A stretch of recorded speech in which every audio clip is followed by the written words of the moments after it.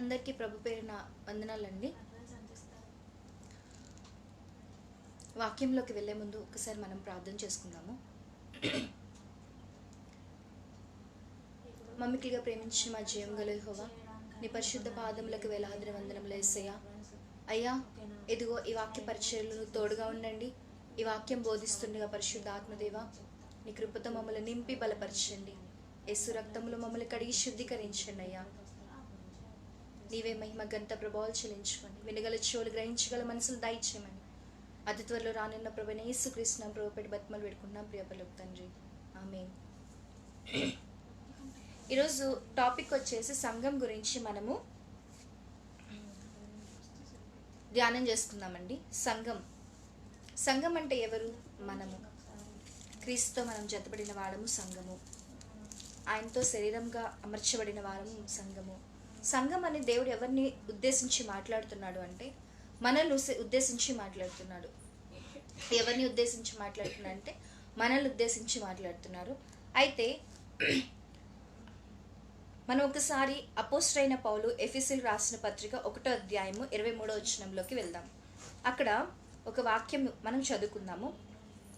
ఆ సంఘము ఆయన శరీరము సమస్తమును పూర్తిగా నింపుచున్న వాని సంపూర్ణతయై ఉన్నది. ఈ వాక్యం గురించి ఒకసారి ప్రార్థన చేసుకుందాము. దేవా, ఈ వాక్యంను బట్టి వినగల చెవులు గ్రహించగల మనసును మాకు దయచేయండి. విత్తబడుతున్న వాక్యాన్ని పరిశుద్ధాత్మదేవ ఆయన త్రోవల పడకున్నట్లు అందరూ ఫలించి అభివృద్ధి పొంది నీకు ఇష్టలైన వాళ్ళుగా ఉండులాగన మమ్మల్ని జ్ఞాపకం చేసుకోమని అతి త్వరలో రానున్న ప్రభుని యేసుక్రీస్తు ప్రభు పెట్టి బతిమలు పెట్టుకున్నాం. ప్రియ పరలోక తండ్రి, ఆమేన్.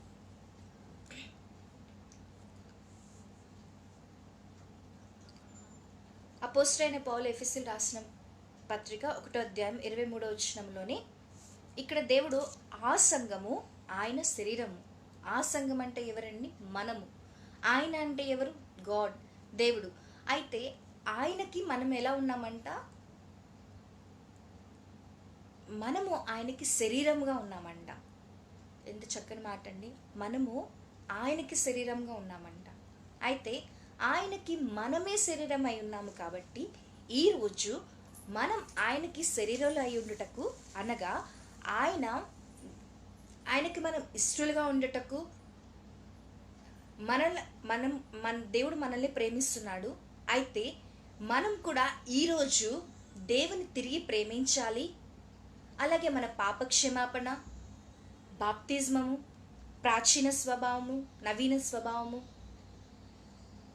అలాగే దేవుని యొక్క రాజ్యంలోకి వెళ్ళుటకు ఇలాంటి కొన్ని విషయాలు మనం ఒకసారి ఈరోజు ధ్యానించుకుందాము. అయితే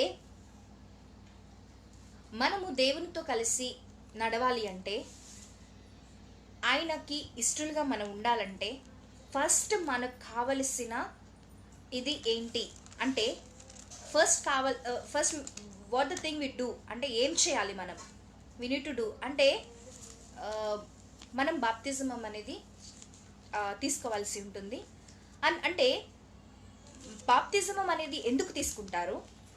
అసలు బాప్తిజం వల్ల మనకు వచ్చే ఉపయోగం ఏంటి? బాప్తిజం తీసుకున్నప్పుడు మనము ఏమవుతాము? మనం కొత్తగా రూపింపబడతాము. బాప్తిజం తీసుకున్నప్పుడు మనకి పాపక్షమాపణలు అనేవి పాపక్షమాపణలు అనేది జరుగుతుంది. మనం ఏం చేస్తాము అంటే అలాగే దేవుని మనం అంగీకరించిన వాళ్ళమే అవుతాం అన్నమాట. అంటే దేవుని మనం పుట్టుకతోనే దేవుణ్ణి అంగీకరించిన వాళ్ళమే. కానీ ఈ అంగీకారం ఎటువంటి అంగీకారము? దేవుని చేత మనం ముద్రింపబడిన వారమై. అంటే వీళ్ళు దేవుని సంబంధులు. అవును, పుట్టుకతోనే మనం క్రైస్తవులము, దేవుని నమ్ముకున్న వాళ్ళమే. కానీ పరిపూర్ణతగా అంటే ఆయన శరీరంలో కలిసిపోవడానికి మనకు కావలసిన ఒకే ఒక్క ఆయుధం బాప్తిజం. This is nothing but baptised. అయితే ఈ బాప్తిజం వల్ల మనకు కలిగే ఉపయోగాలు ఏంటి అంటే మనము ఆయనకి దగ్గర చేయబడిన వారమవుతాము. మనము ఆయనకి అంటే ఎవరికి? దేవునికి. మనం దేవునికి దగ్గరగా ఉంటాము. మన పాపక్షమాపణలు ఏవైతే ఉంటాయో అవి మన పాపాలు దేవుడు మన కోసం సిలువ పైన ఆ, కార్చిన రక్తముల చేత మనము కడగబడిన వారం అవుతాం. బాప్తిజం మన పాప క్షమాపణలు ఏవైతే ఉన్నాయో అవి క్షమించబడతాయి. మనకి నూతనమైన మనసు వస్తుంది. నూతనమైన మనసు రావడం మూలాన మనకి కలుగు ఎలా ఉంటుంది అంటే మనం గాడ్తో ఎలా వెళ్తున్నాం అనేది ఒకసారి చూసుకుంటే, మారు మనసు కలిగిన మనిషి ఎలా ఉంటాడు అంటే ఎటువంటి సాతానికి సంబంధమైన పనులు చేయరు, ప్రేయర్ఫుల్గా ఉంటారు, బైబిల్ వాక్యం చదువుకుంటారు. ప్రతిదీ కూడా, మరి ముఖ్యంగా ప్రతిదీ కూడా ఎలా ఏం చేస్తారంటే దేవునికి ఆనుకొని ఉంటారు. ఎలాగా? వాళ్ళు కంప్లీట్గా they are based on God. వాళ్ళు కంప్లీట్గా దేవుని మీద ఆధారపడి ఉంటారనమాట. ఆ ఆధారమును బట్టి ఇప్పటి వరకు మనమైతే బ్రతికి ఉన్నాం. అందు నిమిత్తం అయితే దేవునికి స్తోత్రము. అయితే ఈరోజు ఈ మారు మనసు మనకి ఎటువంటిగా ఉపయోగపడుతుంది అంటే, సంఘం అనే మనము దేవునికి శరీరముగా, ఆయనకు శరీరముగా మనము అమర్చబడాలి అంటే ఏమి మనకు అవసరము అది ఒకసారి వెళ్దాం. అయితే ఫస్ట్ మనకి మారు మనసు కలుగుతుంది అంటే దేవుని చేత బాప్తిజం తీసుకున్న వాళ్ళం అవుతాము. ఆ బాప్తిజం తీసుకున్న తర్వాత మనకి మొదటి కలుగు విశేషం ఏంటి అంటే అంటే గాడ్ ఉన్నారని నీకు ఎలా తెలుస్తుంది అంటే, గాడ్ ఉన్నారన్న విషయం మీరు ఎలా అనుకుంటారు? దట్ ఈస్ నథింగ్ బట్ విశ్వాసము. That is the hope. ఆ యొక్క విశ్వాసం ఏదైతే ఉందో మనల్ని, ఆ విశ్వాసం ఏం చేస్తుంది అంటే మనల్ని గాడ్ ఉన్నారు అంటే ఆయన మన కోసం ఉన్నారు, ఆయన మన కోసము ప్రతిదీ చేస్తారు అనే ఒక విశ్వాసమును పట్టే మనం ఏం చేస్తాము, బాప్తిజం అనేది తీసుకుంటాం. అంటే పరలోక రాజ్యానికి గాడ్ మనల్ని తీసుకెళ్ళగలుగుతారు అనే ఒక విశ్వాసమును బట్టి మనం ముందుకెళ్తాం. అయితే ఆ విశ్వాసము మనకి ఎలా ఉంది? ఒకసారి రోమియోలకు రాసిన అపోస్తలుడైన పౌలు రోమియోలకు రాసిన పత్రిక, ఎఫెసీయులు 2, క్షమించాలి,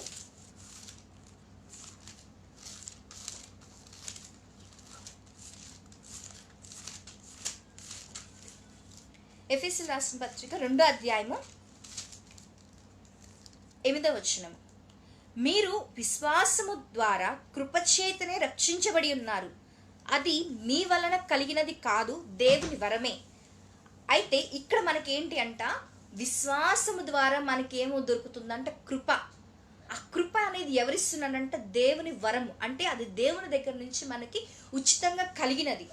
the grace the came from God, అది is the gift of God. అది గాడ్ మనకి గిఫ్ట్గా ఇచ్చాడు.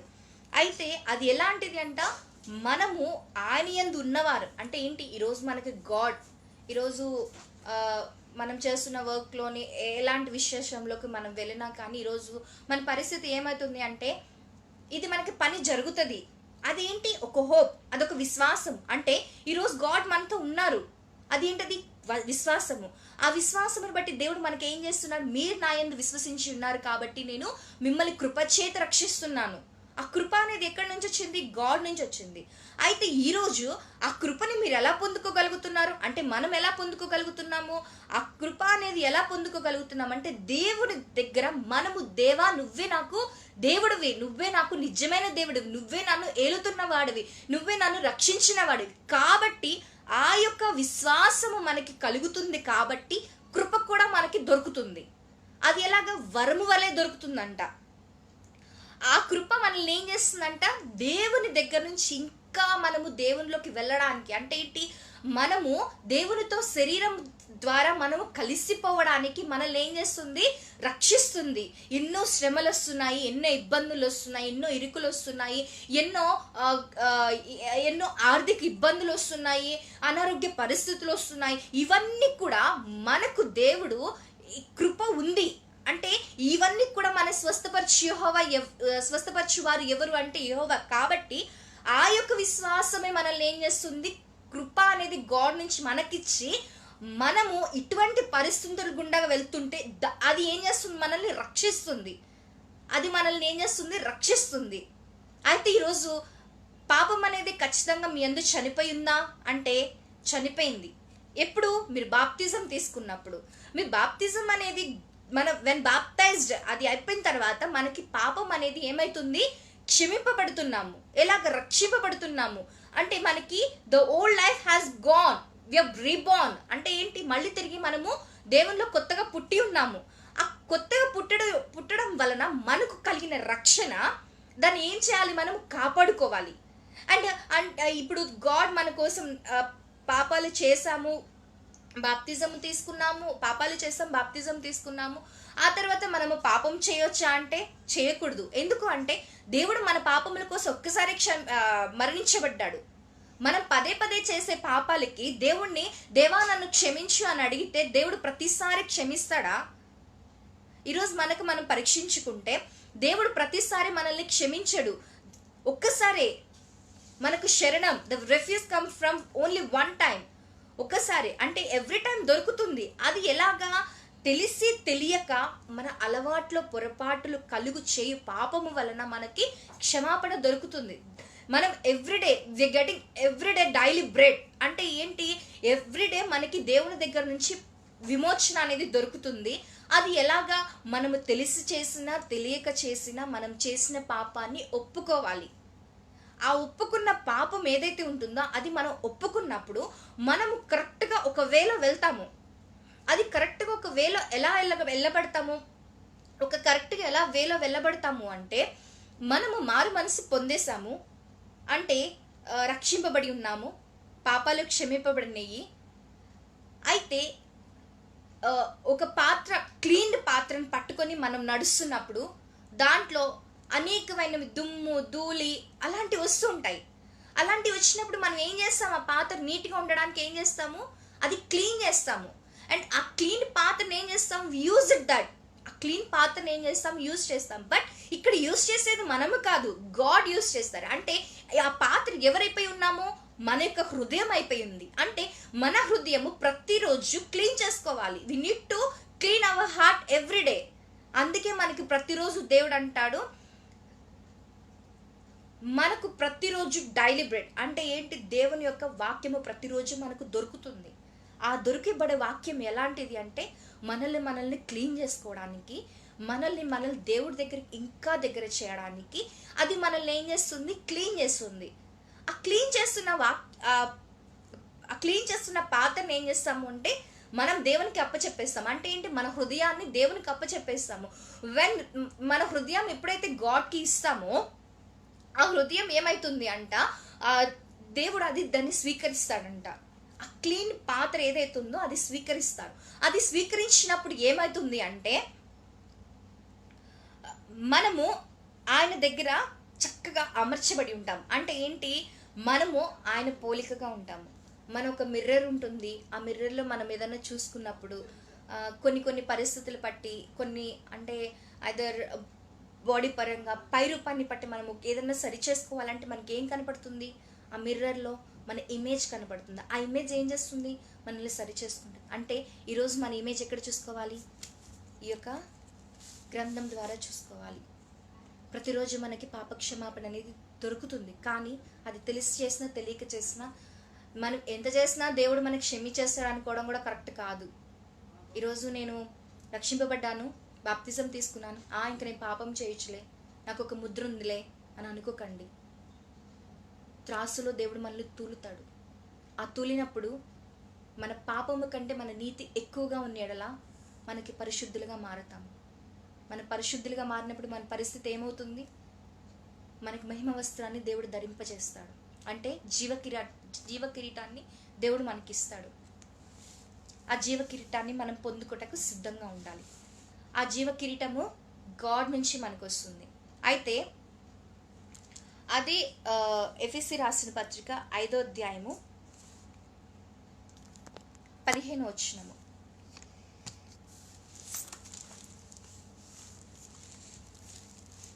ఎఫెసీ రాసిన పత్రిక 5వ అధ్యాయము 15వ వచనము. దినములు చెడ్డవి గనుక మీరు సమయము పోనీయక సద్వినియోగము చేసుకొనొచ్చు, అజ్ఞానుల వలె కాక జ్ఞానుల వలె నడుచుకున్నట్లు జాగ్రత్తగా చూచుకొనుడి. ఇందు నిమిత్తం మీరు అవివేకులు కాక ప్రభు యొక్క చిత్తం ఏమిటో గ్రహించుకొనుడి, మరియు మద్యముతో మత్తులై ఉండకుడి, దానిలో దూరపర్వము కలదు. అయితే ఆత్మ పరిపూర్ణై ఉండి ఒకడినొకడు కీర్తనలతో సంగీతముతో ఆత్మ సంబంధమైన పాటలతో హెచ్చించు మీ హృదయంలో దేవుని గురించి పాడుచు కీర్తించుచు మనం ముందుకు వెళ్ళాలంట. అయితే ఇక్కడ ఒక మాట ఉంది, 15వ అధ్యాయం చూసుకుంటే, దినములు చెడ్డవి గనక మీ సమయము పోనీయక సద్వినియోగము చేసుకొనిచు అజ్ఞానుల వలె కాక జ్ఞానుల వలె నడుచుకున్నట్లు జాగ్రత్తగా మీరు చూచుకున్నాడు. అంటే ఏంటి? అజ్ఞానం అంటే ఎలాంటిది? నేను ఇందాక మీతో వివరంగా చెప్పాను. అజ్ఞానం అంటే ఏంటి? మనము దేవుని చేత రక్షింపబడి ఉన్నామని తెలుసుకొని పాపము చేయకుండా ముందుకు వెళ్ళడం అనేది జ్ఞానము. దేవుడు మనల్ని ప్రతిరోజు క్షమిస్తాడులే, మనము క్షమిపడి ఉన్నాం కదా అంటే ఇదేంటిదంటే అజ్ఞానం అని నేను చెప్పగలుగుతాను. అయితే దినములు చెడ్డవి, దిస్ డేస్ ఆర్ అసలు ఎట్లాంటివి అంటే మొత్తము పాడైపోయినవి. మనం ఎలా ఉన్నామంటే ఈరోజు సుఖమును ఎరిగిన వాళ్ళమై ఉన్నాము, దేవుని దగ్గరగా ఎక్కువ సమయమును కేటాయించలేని వాళ్ళమై ఉన్నాము. కేటాయించే వాళ్ళు ఎవరైతే ఉన్నారో వాళ్ళని బట్టి దేవుడు సంతోషిస్తున్నాడు. కేటాయించలేని పరిస్థితులు ఎవరైతే ఉన్నారో అంటే కొన్ని పరిస్థితులు బట్టి దేవుడికి దగ్గరికి అవ్వలేని వాళ్ళు ఉన్నారో వాళ్ళు ఏం చేయాలంటే దినములు గతించిపోతున్నాయి. The God is ready to come back, his second coming is very soon. అయితే మనం ఏం చేయాలి? దినములు చెడ్డవి కనుక, ద డేస్ ఆర్ అసలు ఏవైతే ఉన్నాయి ఇవన్నీ కూడా డేస్ మంచివి కాదు. కాబట్టి మనం ఏం చేయాలి? మన సమయాన్ని ఉపయోగించుకోవాలి. ఎలా ఉపయోగించుకోవాలి? ఒక్కసారి అదే మాట పట్టుకోండి. ఇంకొక మాటకి వెళ్దాము.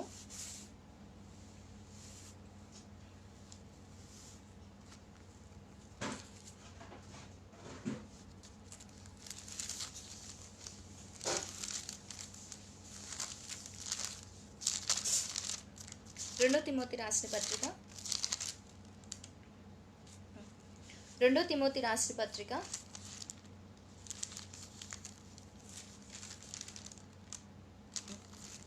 2 తిమోతి రాసిన పత్రిక అపోస్తలుడైన పౌలు తిమోతికి రాసిన 2వ పత్రిక 3వ అధ్యాయము 2వ వచనం అండి. మొదటి నుంచి చదువుకుందాము. అంత్యదినముల్లో అపాయకరమైన కాలములు వచ్చినని తెలుసుకొనుము.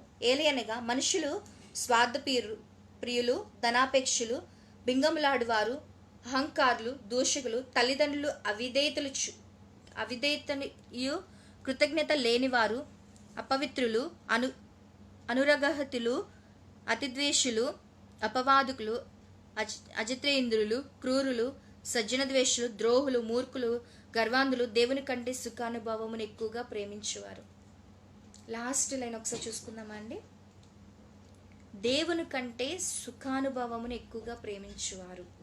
ఈరోజు మనం ఎలా వెళ్తున్నామండి? అంత్యదినములో అపారకరమైన కాలములు వచ్చి తెలుసుకోవాలంట. అంటే ఏంటి? ఈరోజు ఎవరైనా గాడ్ని అంటే పేరెంట్స్ని రెస్పెక్ట్ చేస్తున్నారా? లేదు. మనకున్న దాన్ని బట్టి మనం అతిశయిస్తున్నాం. అవునా కాదా? ఎస్. అయితే ఒకళ్ళొకళ్ళు మనము పేర్లు చెప్పుకుంటూ అంటే ఒకళ్ళ మీద మనము నింద మోపుకుంటున్నామా? ఎస్. ఇలాంటివన్నీ జరుగుతున్నాయి. ఆ కాలంలో ఏముండేది? మనకు ప్రేమ ఉండేది. ఈ కాలంలో మనకు ఆ ప్రేమ అనేది ఉందా? లేదు. ఒకళ్ళొకళ్ళు ప్రేమించుకునే స్థితిలో ఉన్నామా అంటే టైమే లేదు. అయితే ఈరోజు ఇవన్నీ కూడా దేనికి సూచనగా ఉన్నాయి అంటే అంత్యకాలము, అంత్య దినములు అంటే సెకండ్ కమింగ్ గాడ్కి సూచనగా ఉన్నాయి. అయితే ఈ సెకండ్ కమింగ్ గాడ్కి సూచనగా ఉంటే మనము గాడ్ దగ్గరికి వెళ్ళాలి. అంటే ఏంటి? సుఖమును ఎక్కువగా ప్రేమిస్తున్నాము అంటే ఏంటి? శరీరాన్ని ఎక్కువగా సుఖపెట్టడం వల్ల మనకు వచ్చే నష్టం ఏమిటి అంటే మనం గాడ్ దగ్గరికి ఎక్కువ చేరుకోలేకపోయాం. అది ఎలాగో నేను మీకు వివరిస్తాను.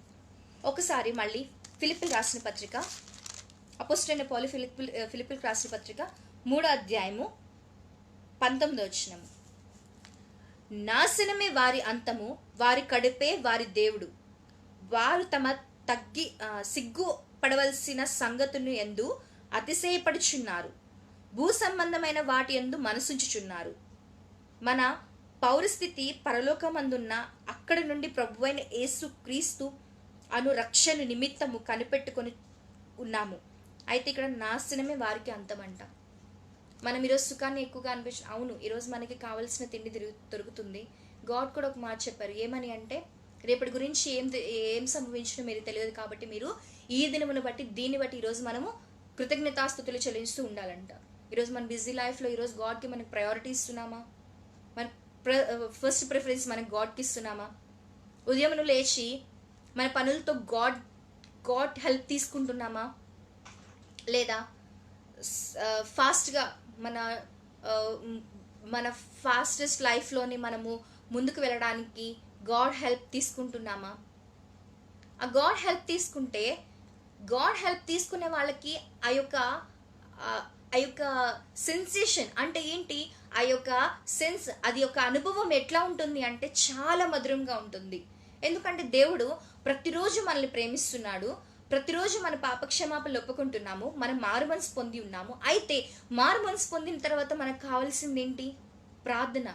అంటే ఏంటి, మనము గాడ్ మనల్ని టెస్ట్ చేస్తున్న ప్రతి దినము మనకి ఏమవుతుందంటే మారు మనసు అనేది మనము ఈరోజు ఏదైనా మనకు కొత్తగా కావాలి అంటే ఆ పాత్ర వాడే కొంది దాని యొక్క పరిస్థితి ఎట్లయిపోతుంది.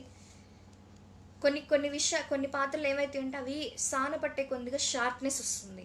అలాగే మనము శోధనల చేత మన దేవుడు ఇబ్బంది పెడుతున్నప్పుడు కానీ, ఎటువంటి పరిస్థితి వచ్చినప్పుడు కానీ మనం ఏమవుతున్నామంటే ప్రార్థన ద్వారా మనకి జయం కలుగుతుంది.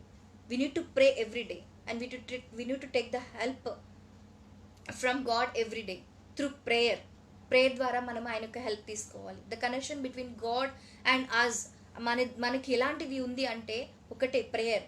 మనం ఎదురుగా ఒక మనిషితో మాట్లాడినట్టు మనం గాడ్తో మాట్లాడలేము. So we need to prayer. ఆ ప్రేయరే మనకి ఏం చేస్తుంది? ఆన్సర్ని ఇస్తుంది. అండ్ ఇలాంటి విషయాలన్నీ కూడా మనం తప్పించుకోవాలి అంటే మన యొక్క హృదయాన్ని ఏం చేయాలంట? సుఖాన్ని పెంచకూడదంట. సుఖాన్ని ఎలా పెంచకూడదు? తినకూడదని నేను చెప్పడం లేదు, బట్ ఎలా తినొచ్చు? దేవుని విసర్జించు అంత విధముగా మనము మనసు పెట్టకూడదు.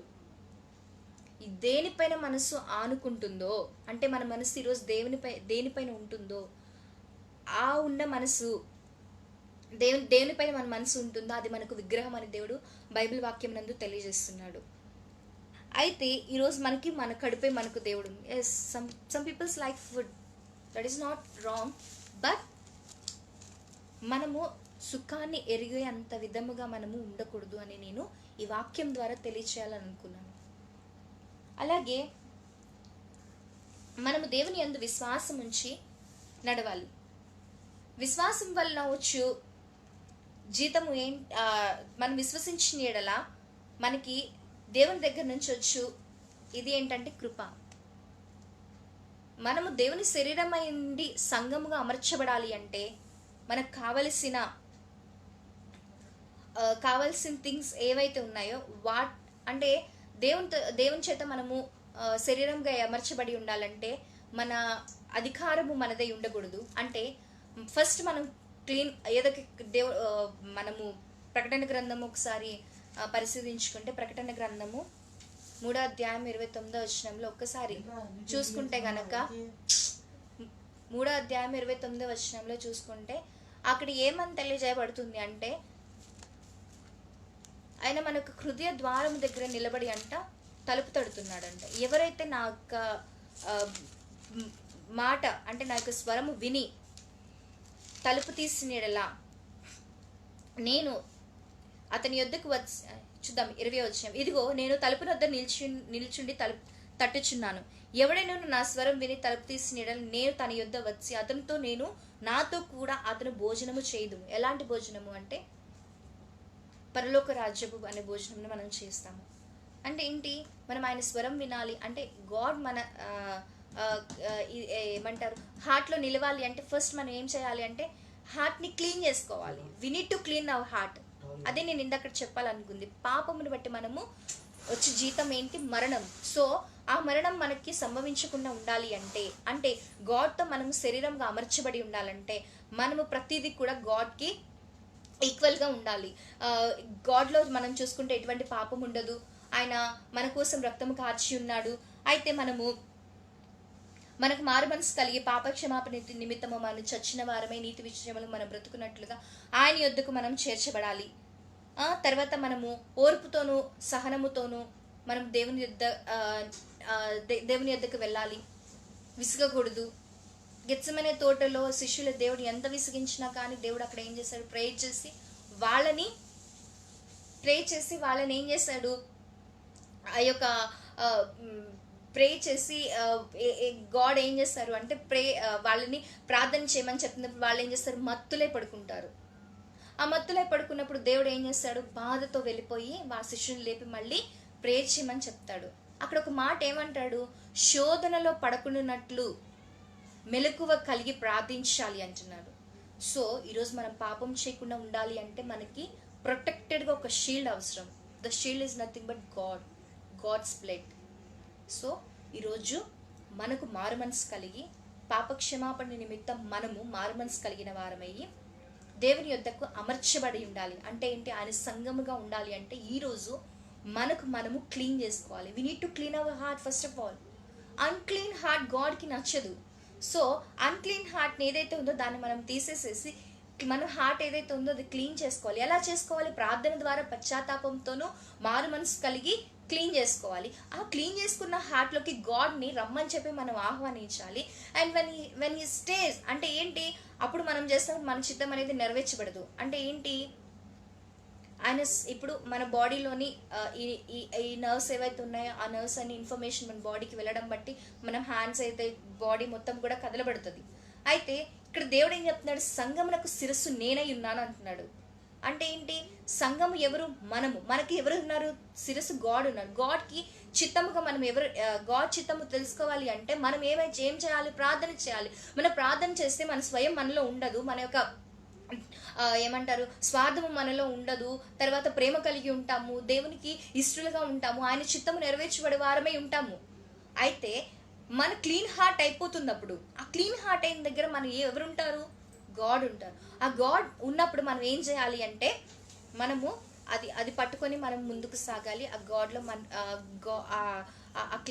క్లీన్ హార్ట్లో మన గాడ్ ఉన్నప్పుడు మనం ఎలా ఉంచబడతామంటే దేవుని చేత రక్షింపబడే వారే మనం దేవుని యొక్క రాజ్యంలోకి వెళ్ళడానికి అర్హులమై ఉంటామన్నమాట.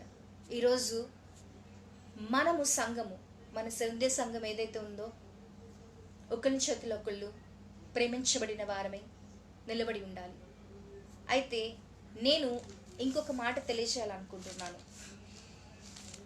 ఈ విషయం దేవుడు మనకి శ్రమయందు ఓర్పు కలిగిన వారమై మారు మనసుతోని పశ్చాత్తాపంతోనూ దేవుని దగ్గరికి చేరబడుతూ మనం ఇంకా ఎలాగ మారాలి అంటే ధర్మశాస్త్రం మనం పాటించే వారమై ఉండాలి.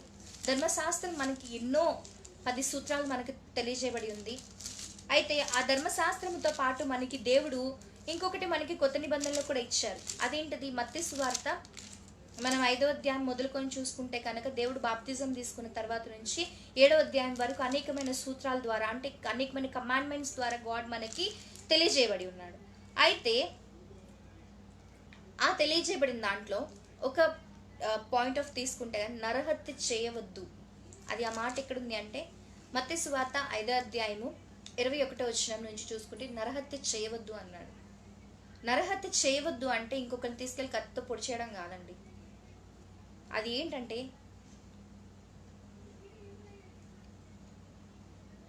నరహత్య చేయవద్దు. నరహత్య చేయవాడు విమర్శకు లోనగును. పూర్వీకులతో చెప్పబడిన మాట మీరు విన్నారు కదా.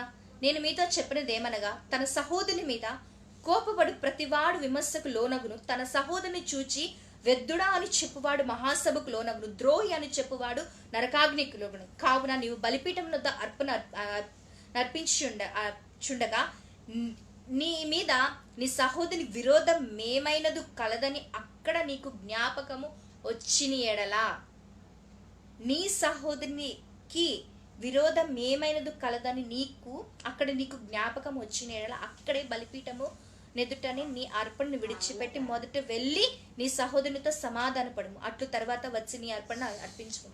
ఈరోజు మనం ఏమర్పిస్తున్నాము, మన హృదయాన్ని అంటే గాడ్కి మన హృదయాన్ని అర్పిస్తున్నప్పుడు మనము ఎవరు కూడా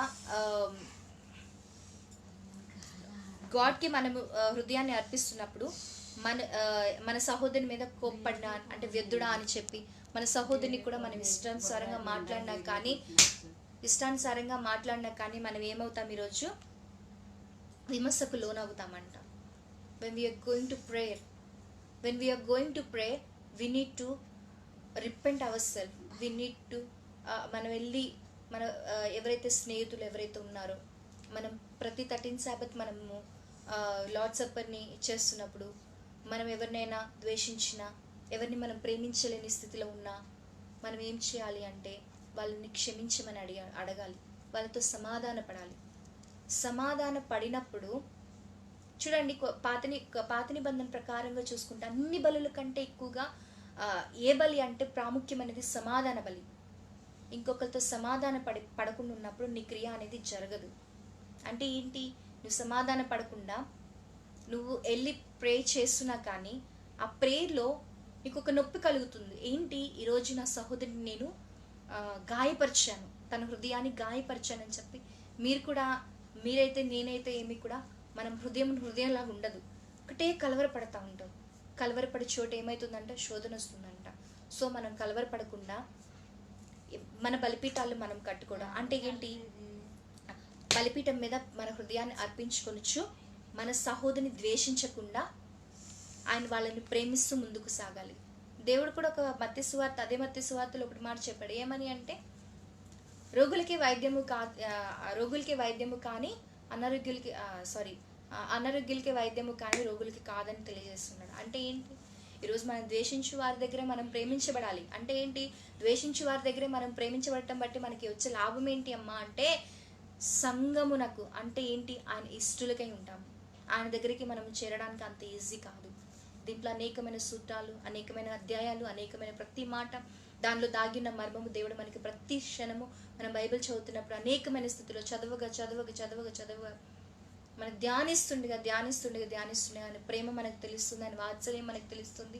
ఆయన మనల్ని ప్రేమిస్తున్నాడు. ఏ విధంగా ప్రేమిస్తున్నాడు అంటే శిలువ మరణము ద్వారాగా మనల్ని ప్రేమిస్తున్నాడు. పాత నిబంధన ప్రకారంగా చూసుకుంటే పిలుపుల ద్వారాగా, ఆజ్ఞ ద్వారాగా, మనకి గాడ్ కమాండ్మెంట్స్ ద్వారాగా మనల్ని అధికారం చేశాడు. కానీ ఈరోజు మనల్ని గాడ్ అధికారం చేయడం లేదు, కానీ ప్రేమిస్తున్నాడు. సో అదే ప్రేమ గాడ్ ఏదైతే మనకు శిలువ మీద చూపించిన ప్రేమ ఉందో ఆ ప్రేమని మనం ఎదురువైపు చూపిస్తూ ఒకరినొకరు క్షమాపణ నొందుకుంటూ మనం లార్డ్ సప్పర్ తీసుకునేటప్పుడు ఒకరినొకళ్ళు క్షమాపణ నొందుతూ ముందుకు సాగుదామని ఈరోజు వాక్యం ద్వారాగా తెలియజేయబడుతుంది.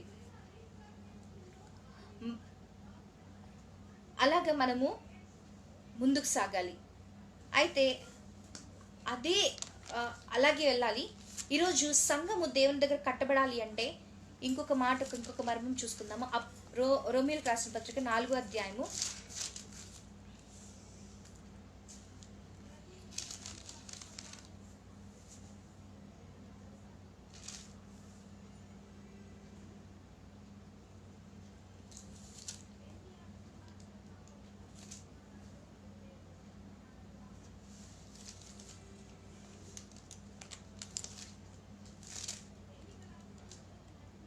6వ అధ్యాయం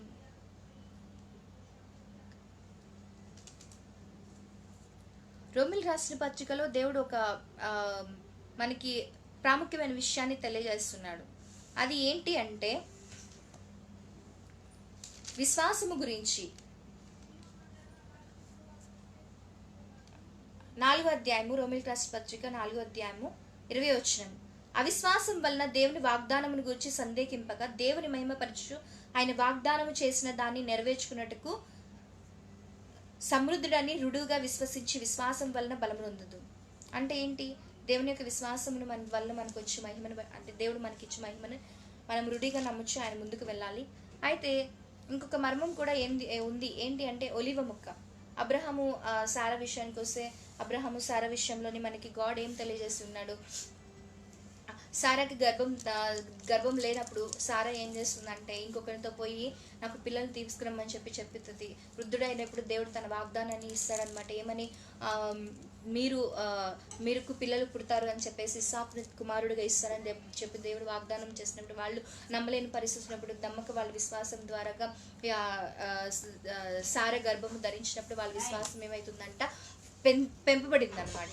సో అలాగా మనం విశ్వసించి మనం గాడ్ యొద్ద ముందుకు వెళ్ళాలి. ఒక చెట్టుని చూసుకుంటే కొమ్మ వేరును భరిస్తుంది, కానీ వేరు వెళ్ళి కొమ్మను భరించడం లేదు. వేరు కొమ్మను భరిస్తుంది కానీ కొమ్మ వేరుని భరించడం లేదు. అయితే ఇక్కడ మనం చూసుకోవాల్సింది ఏంటి అంటే, వేరు ఎవరు అంటే గాడ్ మనల్ని భరిస్తున్నాడు, కానీ మనము దేవుణ్ణి ప్రేమించలేని వారమై, భరించలేని వారమై ఉన్నాం. కాబట్టి ఈరోజు మనము విశ్వాసమును, పాపక్షమాపణ బట్టి విశ్వాసం ద్వారా మనము ముందుకు సాగుదాము. ఆయన రాజ్యము త్వరగా ఉంది కాబట్టి అంత్యదినముల్లోని సుఖమునొందక ఎక్కువగా మనం ఎడతెగక ప్రార్థించుకొంచు ముందుకు సాగుదాము. ఈ యొక్క వాక్యాన్ని దేవుడు దీవించునుగాక. ఆమేన్. ఆమేన్.